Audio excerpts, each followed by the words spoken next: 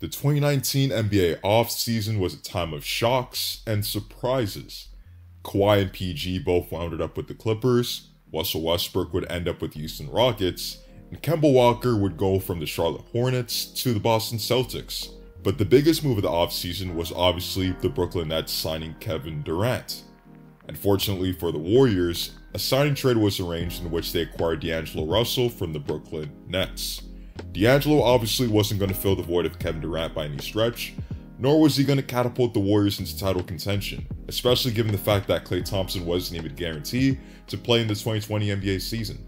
Even after the trade was completed, pretty much everyone was under the assumption that D'Lo would be traded near the trade deadline. For one, he had some overlapping strengths but a ton of overlapping weaknesses, especially on the defensive end with Steph Curry, which pretty much made the acquisition redundant. And secondly, D'Angelo Russell as a ball-dominant point guard didn't really fit the Warriors system, nor did he meet the team's need at the time, which is pretty much a wing player or a solid big man in the rotation. However, having an asset like D'Angelo Russell allows you to trade for a player or players who might be a better fit for your team, as well as potentially getting some form of draft compensation given the fact that D'Lo is still a young player and coming off an all-star season. Hours prior to the trade deadline, the Warriors would acquire Andrew Wiggins, a top 3 protected pick from the T-Wolves in 2021, and a second-round pick as well. And as with any trade, there was obviously a discussion of who won this trade. The T-Wolves were getting a talent upgraded in D'Angelo Russell and would acquire Cat's best friend in the league. From the Warriors' perspective, they got a much better positional fit in Andrew Wiggins and a potential high lottery pick. And as we journey through the first 11 games of this season, it looks like the Warriors are sitting pretty with that trade. But before we begin, be sure to leave a like on this video as it only takes a second of your time but makes a massive difference. If you enjoyed this video, feel free to subscribe to the channel and check out my other videos, such as the Kyrie Irving one I did a couple days ago that literally has no views. So be sure to check out that video and leave a like on that one as well. But without further ado, let's get right back to the video. It's safe to assume that the verdict on Andrew Wiggins prior to this trade was pretty meh. Talent was never an issue for Andrew Wiggins, as we can all see that he's blessed with the wingspan and athleticism to be a great player on both ends of the floor. His father played 10 seasons in the NBA, and his mom was an Olympic sprinter. So as we can see, Andrew Wiggins was quite literally blessed with some of the best athletic gifts you can have. He had the athleticism, he had the wingspan, but in Minnesota, he just was a low motor individual, and that was one of the main issues with Andrew Wiggins. Despite the physical gifts, as I mentioned before, he wasn't the most engaged person offensively unless he had significant touches and was predominantly with the ball. And additionally, for whatever reason, he just wasn't engaged defensively.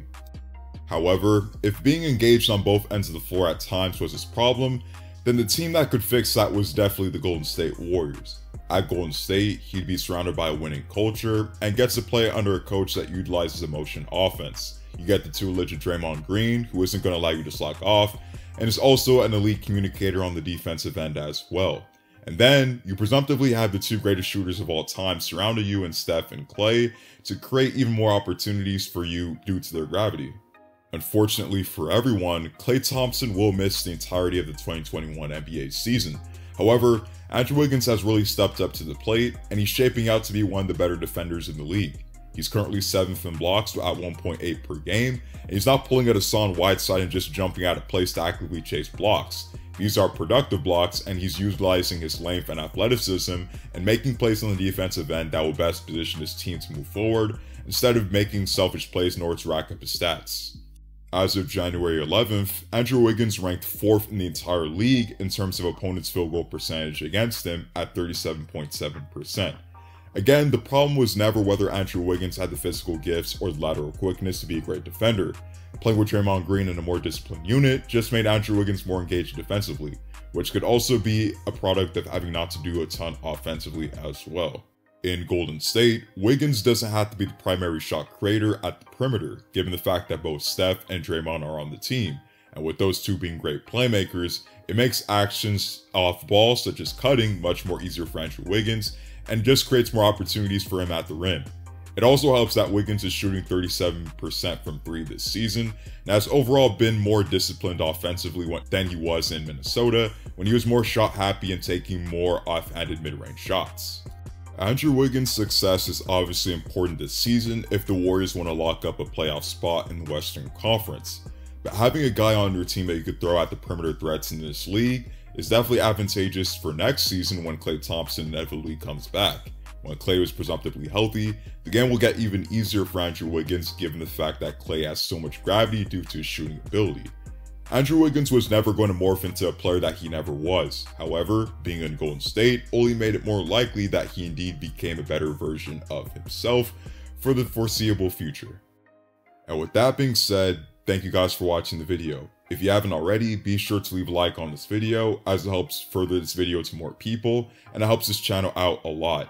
Check out my last video on Kyrie Irving that I posted a couple days ago. If you want to, follow me on Instagram and Twitter. If you DM me that you came from the channel, I'll follow you back if you follow me, and that's all I have to say. Also, check out the community tab on the channel. I throw polls on there to suggest like what videos I should make next and other things like that.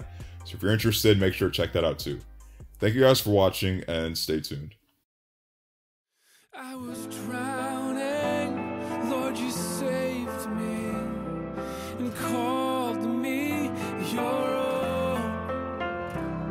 I was running, Lord, you chased me, and when